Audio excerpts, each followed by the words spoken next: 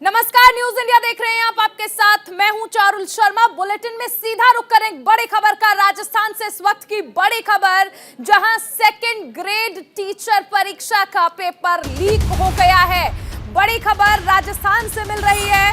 Paper leak होने के बाद आरपीएससी ने परीक्षा को फिलहाल रद्द कर दिया है।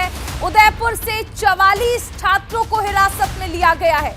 अजमेर में पेपर लीक के खिलाफ प्रदर्शन चल रहा है।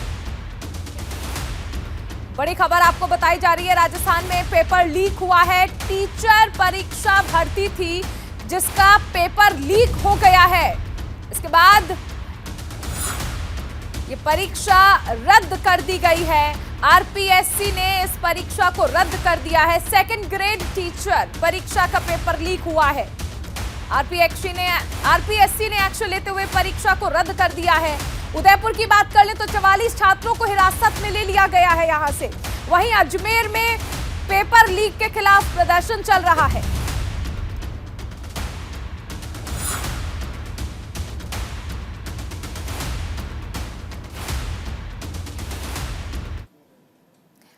वहीं राजस्थान की उदयपुर पुलिस ने बड़ी कार्रवाई करते हुए सेकंड ग्रेड भर्ती परीक्षा के पेपर आउट के मामले में 44 युवकों को पकड़ा है।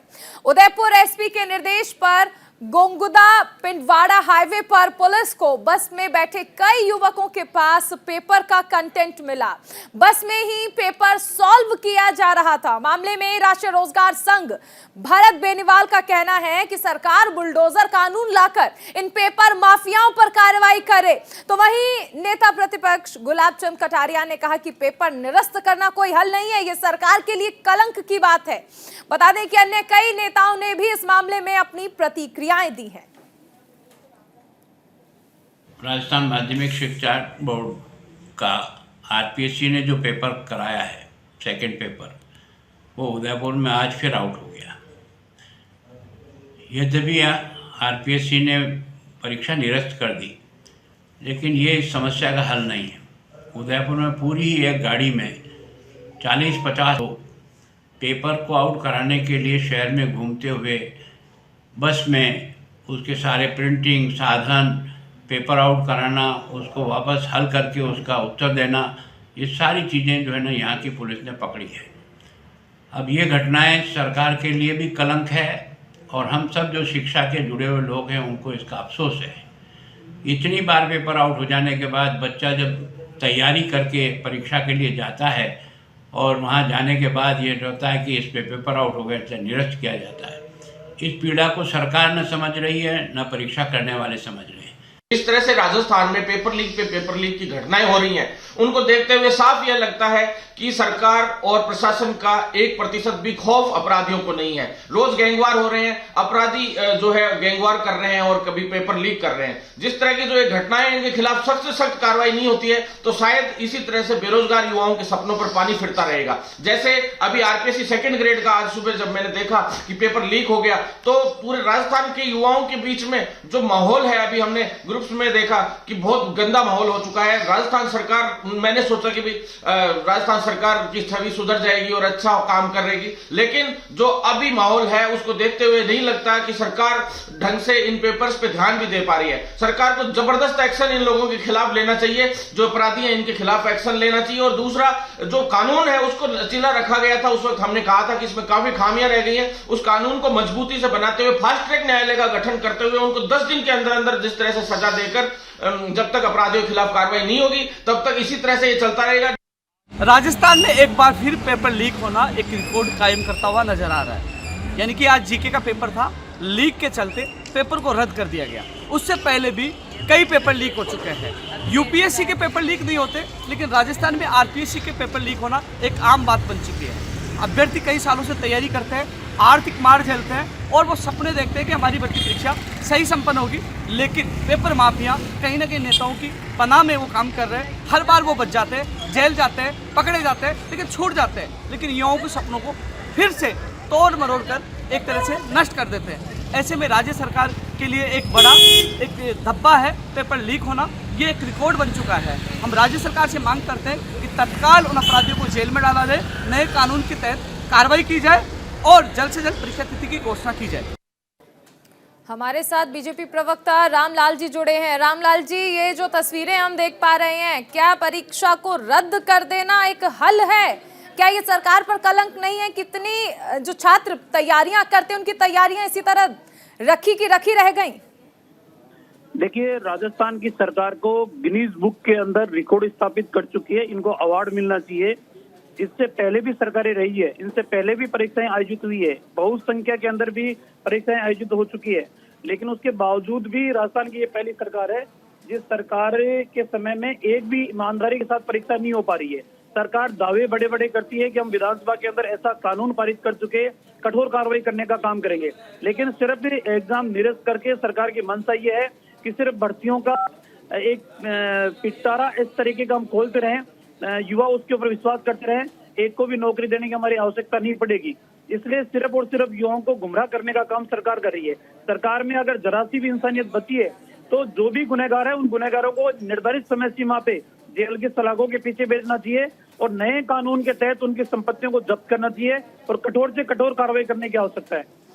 रामलाल जी, अभी जो ये तस्वीरें देख रहे हैं, देखिए छात्रों के अंदर एक आक्रोश नजर आ रहा है। उनका कहना है कि उन्होंने बहुत तैयारी की थी, सालों भर वो तैयारियां करते हैं और उसके बाद पेपर लीक हो जाता है। और इस मामले में आप देखिए कि बस में भी बच्चे सॉल्व करते हुए मिले हैं। यहां से आप समझ सकते हैं कि किस हद तक नाकामी रही है इस मामले में।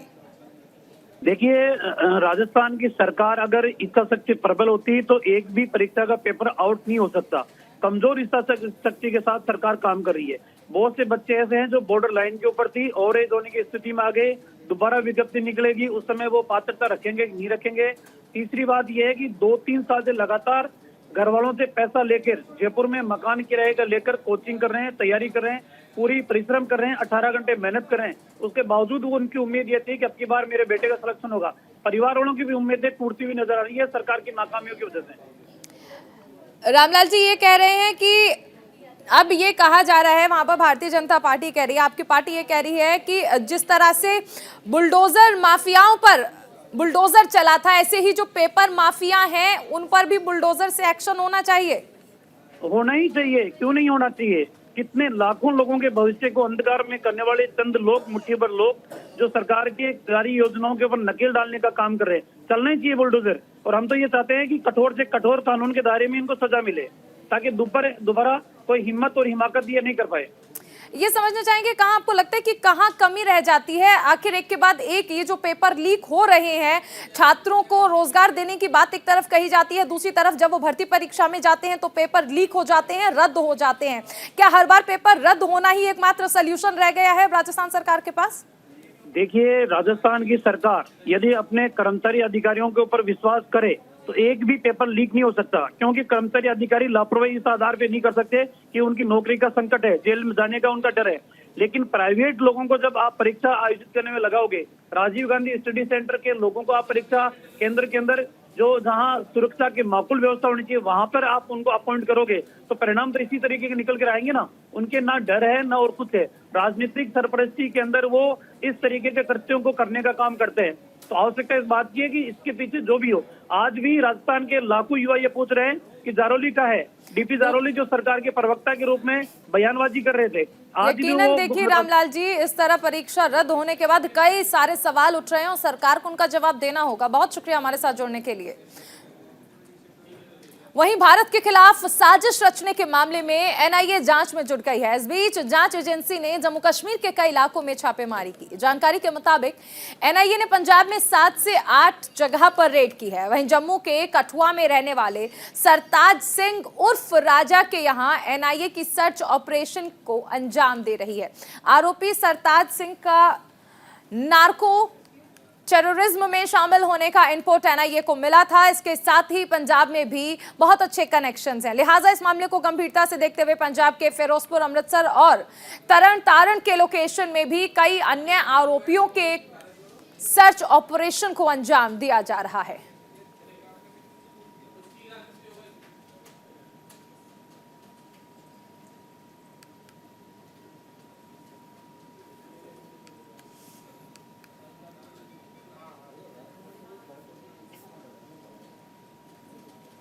और अब बात करते हैं भारत जोड़ो यात्रा की।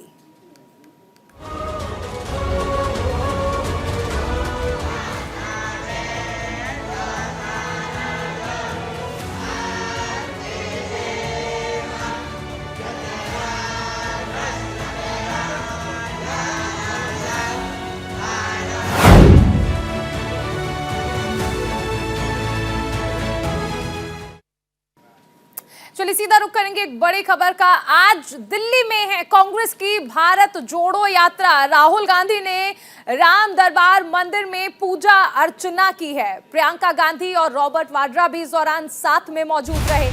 बड़ी खबर, भारत जोड़ो यात्रा दिल्ली पहुंच चुकी है और दिल्ली में आपको बता दें कि राहुल गांधी ने राम दरबार मंदिर में पूजा अर्चना की है। इस दौरान उनके साथ प्रियंका गांधी और रॉबर्ट वाड्रा भी मौजूद रहे। दिल्ली में भारत जोड़ो यात्रा का 22 किलोमीटर का लंबा रूट है। 108 दिन में 3000 किलोमीटर का सफर तय कर चुकी है कांग्रेस की भारत जोड़ो यात्रा। शाम 4:30 बजे के करीब लाल किले पर यह यात्रा रुकेगी। तो दिल्ली पहुंच चुकी है कांग्रेस की भारत जोड़ो यात्रा। अब से कुछ देर पहले आपने देखा था प्रेस कॉन्फ्रेंस भी की गई थी। सबसे अहम चीज, राहुल गांधी का कहना है कि नफरत के बाजार में ये मोहब्बत की दुकान है। इस दौरान राहुल गांधी ने आरएसएस और बीजेपी पर भी निशाना साधा।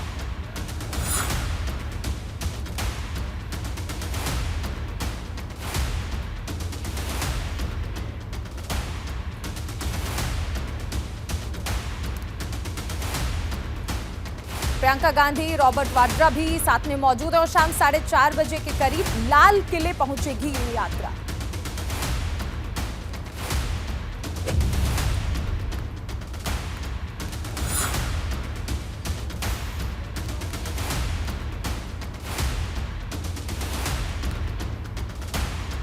तो भारत जोड़ो यात्रा का आज 108वां दिन है, लेकिन इस दौरान कई सारे उतार चढ़ाव आए, कई तरह की राजनीति हमने देखी। यहाँ पर भारत जोड़ो यात्रा से जुड़े कुछ ग्राफिक्स आपको समझाते हैं कैसे बढ़ते कदम है भारत जोड़ो यात्रा के।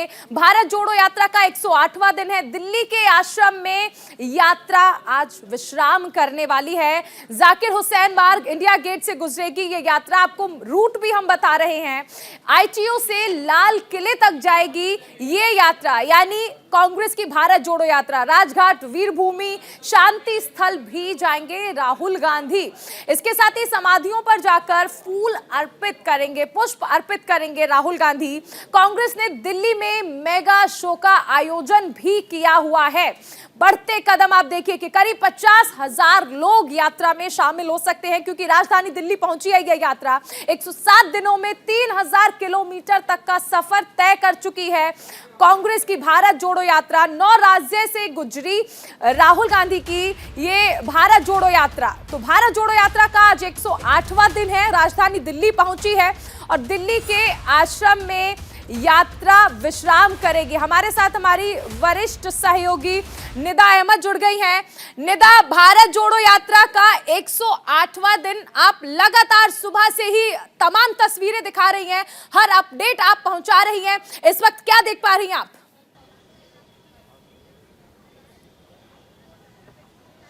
जिस आश्रम का जिक्र चारुल आप कर रही हैं, अपने दर्शकों को बता रही हैं कि फिलहाल ये यात्रा का जो पड़ाव था, जो यहाँ पर अभी रुका हुआ है कुछ वक्त के लिए, उसी आश्रम के अंदर हम यहाँ पर मौजूद हैं। यहाँ पर देखिए बहुत अच्छी व्यवस्था की गई है। जो लोग इस यात्रा के साथ आए हैं उन लोगों के खाने पीने की व्यवस्था यहाँ पर की गई है। वो तमाम लोग, अब क्योंकि राहुल गांधी भी विश्राम कर रहे हैं, 2 घंटे का रेस्ट जो है वो दिया गया है। लिहाजा मैं आपको दिखाना चाहूंगी कि किस तरीके से यहाँ पर तमाम लोगों की जो तैयारियां हैं वो देखी जा रही है। अब जो वक्त है वो है सबके लंच के टाइम का, तो लिहाजा यहाँ पर कांग्रेस पार्टी की तरफ से पूरी व्यवस्था जो है वो की गई है। जब आप इसके अंदर आएंगे, इस गेट के अंदर आप जैसे ही आते हैं आपको कॉफी की मशीन दिखेगी यहाँ पर, उसके आगे आप आएंगे पानी की व्यवस्था है। इसके अलावा यहाँ पर अलग अलग तरह के व्यंजनों से ये पूरा जो स्टॉल है, ये इस आश्रम के अंदर का एरिया सब यहाँ पर इस वक्त पटा हुआ है। अलग अलग डिशेज यहाँ पर तैयार की जा रही हैं और इसके बाद में दरअसल ये यहाँ पर लोगों को खाना खिला करके आगे की एनर्जी जो है दी जा रही है, क्योंकि सुबह से अंधेरे से ये लोग चल रहे हैं, चलकर राहुल गांधी के साथ आ रहे हैं और उसके बाद में अब ये लोग यहाँ पर खाना खाएंगे। यहाँ पर फ्रूट्स का इंतजाम है और यहाँ पर देखिए सर्दियों की स्वीट डिश गाजर का हलवा वो यहाँ पर आपको नजर आएगा। तो तमाम मीठे का इंतजाम है, खाने का इंतजाम है कि ये जो लोग हैं, ये जो तमाम कार्यकर्ता हैं, जो लीडर्स हैं, जो सुबह से कंटिन्यू लगातार इस यात्रा के साथ चल रहे हैं, अंधेरे से चलकर ये लोग अब यहाँ अंदर पहुंचे हैं, आए हैं, तो यहाँ पर खाने का पूरा इंतजाम है अच्छे से, ताकि खाना खाकर खाते रहिए सर, खाते रहिए। कैसे देख रहे हैं भारत जोड़ो यात्रा को? खाते खाते एनर्जी। खाना पहले जरूरी है। भारत जोड़ो यात्रा में हम चल रहे हैं शुरू से और राहुल गांधी जी का मिशन कामयाब है और मैं समझता हूँ जिस तरह से एक यात्रा थी दांडी यात्रा, महात्मा गांधी की थी देश बचाने की, और ये भी देश बचाने की यात्रा है राहुल गांधी जी की यात्रा। और राहुल गांधी के साथ हर धर्म का आदमी जुड़ रहा है और सरकार कहीं ना कहीं डर रही है, रोकने की कोशिश कर रही है, पर राहुल गांधी तूफान है और रुक नहीं सकते हैं। बिल्कुल, तो देखिए कोशिश की जा रही है रोकने की, लेकिन ये यात्रा रुकेगी नहीं अब, क्योंकि राहुल गांधी तूफान है।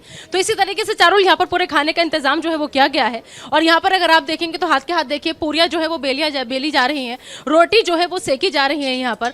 और यहाँ पर तमाम कार्यकर्ताओं के लिए, तमाम जो लोग साथ में चल रहे हैं, राहुल गांधी जो विश्राम करने के लिए यहाँ पर रुके इस आश्रम के अंदर, उसी आश्रम के अंदर ये खाने की पूरी व्यवस्था जो है वो की गई है कांग्रेस पार्टी की तरफ से। आप देखेंगे तो यहाँ पर अलग अलग तरीके के व्यंजन आपको नजर आएंगे, खाना पीना लोगों का नजर यहाँ पर आएगा। और उसके बाद में देखिए इस यात्रा की बात कर ले तो अभी आश्रम पर ये रुकी हुई है, लेकिन इसके बाद कहा जा रहा है कि शाम को लाल किले पर जाकर रुकेगी और इस तरह धीरे धीरे पड़ाव जो है उन्हें पार करती हुई लाल किले तक पहुंचेगी।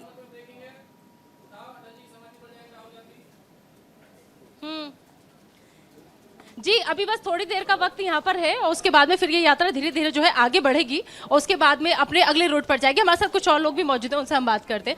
सर, कैसे देख रहे हैं भारत जोड़ो यात्रा को? देखिए, भारत जोड़ो यात्रा आज जो राहुल गांधी जी लेके चले वो एक मिशन है। वो मिशन ये है कि देश को जोड़ना, देश के अंदर अमन और भाईचारे को जोड़ना। आपको रोकना चाहेंगे, एक बड़ी खबर आ रही है इस वक्त भारत जोड़ो यात्रा से जुड़ी बड़ी खबर आपको बता दें। राहुल गांधी लगातार आगे बढ़ रहे हैं और इस दौरान राहुल गांधी अटल बिहारी वाजपेयी की समाधि पर जाएंगे। बड़ी खबर आपको बता दें, राहुल गांधी अटल बिहारी वाजपेयी की समाधि पर जाएंगे। राहुल पूर्व पीएम अटल बिहारी वाजपेयी की समाधि पर जाएंगे और वहां पर पुष्प अर्पित करेंगे। भारत जोड़ो यात्रा से जुड़ी ये बड़ी खबर आपको बताई जा रही है। राहुल गांधी अटल वाजपेयी की समाधि पर जाएंगे, पूर्व पीएम अटल बिहारी वाजपेयी की समाधि पर जाएंगे, आशीर्वाद लेंगे, वहां पर भी पुष्प अर्पित करेंगे। भारत जोड़ो यात्रा देखिए आज राजधानी दिल्ली पहुंची है और इस दौरान अटल समाधि पर भी जाएंगे राहुल गांधी, पूर्व पीएम का आशीर्वाद लेंगे यहाँ पर, वहां पर पुष्पांजलि जो है वो अर्पित करेंगे, पुष्प अर्पित करेंगे। और देखिए इंदिरा गांधी की समाधि पर जाने का भी कार्यक्रम, राजीव गांधी, और हर जगह सुबह देखिए आपको बता दें कि तमाम पड़ाव पार करते हुए राहुल गांधी की ये भारत जोड़ो यात्रा राजधानी दिल्ली पहुंची है और यहां पर फिलहाल आश्रम पर विश्राम चल रहा है। आश्रम पर विश्राम चल रहा है और आगे ये यात्रा आज शाम लाल किले पर पहुंचेगी। तमाम तैयारियां जो हैं वो चल रही हैं। सहयोगी रवि सर्राफ हमारे साथ जुड़ रहे हैं। रवि, अटल बिहारी वाजपेयी की समाधि पर जाएंगे राहुल गांधी।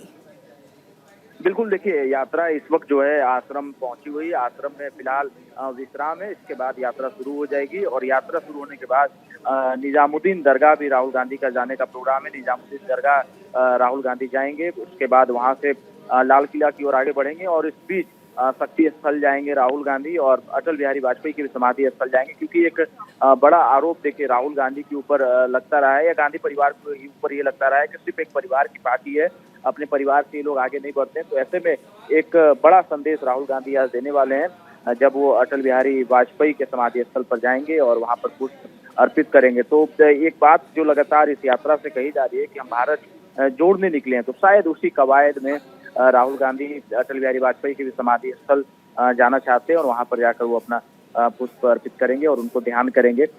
और उससे पहले निजामुद्दीन दरगाह पे राहुल गांधी रुकेंगे, दरगाह में जाएंगे और इस बीच आईटीओ पे कमल हसन जो दक्षिण के सुपरस्टार हैं और देश के जाने माने चेहरे हैं, वो भी इस यात्रा में दिल्ली में ज्वाइन करेंगे और आईटीओ से यात्रा लाल किला की ओर बढ़ेगी और देर शाम तक ही कहा जाए कि यात्रा का समापन होगा। चलिए, बहुत शुक्रिया रवि इस तमाम जानकारी के लिए। तो देखिए दो तस्वीरें आप देख रहे हैं। पहली तस्वीर जिस दौरान राजधानी पहुंचने के बाद राहुल गांधी मंदिर पहुंचे थे, राम दरबार में पहुंचे और यहां पर साथ में उनके बहन प्रियंका गांधी भी थी, रॉबर्ट वाड्रा भी साथ में मौजूद रहे, आशीर्वाद लिया भगवान राम का। और उसके बाद दूसरी तस्वीरें, यात्रा किस तरह लगातार आगे बढ़ रही है। 108 दिन पूरे हो चुके हैं, आज 108वां दिन है और ऐसे में ये यात्रा लगातार आगे बढ़ रही है। अब से पहले 9 राज्य में होकर गुजरी है ये यात्रा, जिसमें कर्नाटक भी है, महाराष्ट्र भी है, तमिलनाडु भी है, इसके साथ ही मध्य प्रदेश, राजस्थान, राजस्थान हरियाणा होती हुई अब राजधानी दिल्ली पहुंची है। कांग्रेस की भारत जोड़ो यात्रा आज दिल्ली में है, जिसके बाद कांग्रेस में खासा क्रेज देखने को मिल रहा है। कांग्रेस प्रवक्ता पवन खेड़ा ने मोदी सरकार पर सीधा हमला बोला है। 108वां दिन और 108 का महत्व आप लोग सब जानते हैं। ना केवल हिंदू धर्म में, बौद्ध धर्म में भी 108 का महत्व। जब नए साल का स्वागत करते हैं तो बौद्ध मंदिरों में 108 बार घंटी बजाई जाती है। कई बौद्ध मंदिरों में सीढ़ियां भी 108। शैवाइट्स जो हैं, वो शिव के जो भक्त हैं, शिवांग भी 108 होते हैं और गोपियां भी 108 हुआ करती थी। वैष्णवाइट्स की परंपरा में चले जाए तो 108 का बड़ा महत्व है आज। लेकिन जो संघर्ष बढ़ाने की चेष्टा भारतीय जनता पार्टी ने की, वो भी आप सबके सामने है। अलग अलग तरीके से हतोत्साहित करने का प्रयास हुआ, यात्रा को बदनाम करने का प्रयास हुआ। कभी कोई फेक वीडियो आ जाता था, कभी फेक व्हाट्सएप मैसेजेस घुमाए जाते थे, कोई तस्वीरें ऐसी डाल देते थे। अभी अलवर में हमारे भंवर जितेंद्र सिंह का एक वीडियो डाल दिया था। अपने जूते की लेस बांध रहे थे, लेकिन बोल दिया कि राहुल जी के जूते की लेस बांध रहे हैं। माफी मांगेंगे, अभी नहीं मांगेंगे तो कोर्ट से मंगवा लेंगे, वहां से भी कुछ नहीं होगा तो पुलिस तो है ही। खैर छोड़िए। अब कोविड को लेकर सरकार नहीं, भाजपा रोज एक स्टेटमेंट, रोज धमकी, रोज चेतावनी। अरे सरकार आपकी है, नियम लाइए ना। आम आदमी पार्टी के राज्यसभा सांसद राघव चड्ढा इस वक्त प्रेस कॉन्फ्रेंस कर रहे हैं, सीधा ले चलते हैं आपको। आप तो इतनी बड़ी पार्टी हैं, विश्व की सबसे बड़ी पार्टी कहते हैं अपने आप को, तो आप कायरों की तरह पीठ पीछे ये षड्यंत्र रच के हमारी पीठ पे वार ना करो। सामने आओ, मेयर का चुनाव लड़ो और दिल्ली की जनता तय करेगी कि नगर निगम में किसका मेयर होगा और किसकी सरकार बने। इस संदर्भ में कोई सवाल हो तो आप पूछ सकते हैं। राघव जी, नतीजों के बाद ये भी खबरें आई थी कि बीजेपी आम आदमी पार्टी के पार्षदों को खरीदने की भी कोशिश कर रही थी और निर्दलीय उम्मीदवार उतारने की बात इस तरीके का आप कह रहे हैं। आपको लगता है कि क्रॉस वोटिंग करवाने के लिए भी कोशिश कर सकती है बीजेपी? देखिए, बीजेपी हर संभव कोशिश कर सकती है कि कुछ भी करके आम आदमी पार्टी को रोका जाए। इन लोगों ने हमारे नेताओं के ऊपर फर्जी मुकदमे कराए, हमारे लोगों को पकड़ में जेल में डालने की कोशिशें करी, हमारे विधायक दिल्ली में खरीदने की कोशिश करी, हमारे विधायक पंजाब में खरीदने की कोशिश करी, हमारे विधायक गुजरात में खरीदने की कोशिश करी। हर जगह ये आम आदमी पार्टी को तोड़ना चाहते हैं। मेयर के चुनाव को लेकर बीजेपी और आम आदमी पार्टी में अभी भी ठनी हुई है और इसी सिलसिले में आपने राघव चड्ढा को सुना। फिलहाल इस बुलेटिन में इतना ही। आप बने रहिए न्यूज़ इंडिया के साथ।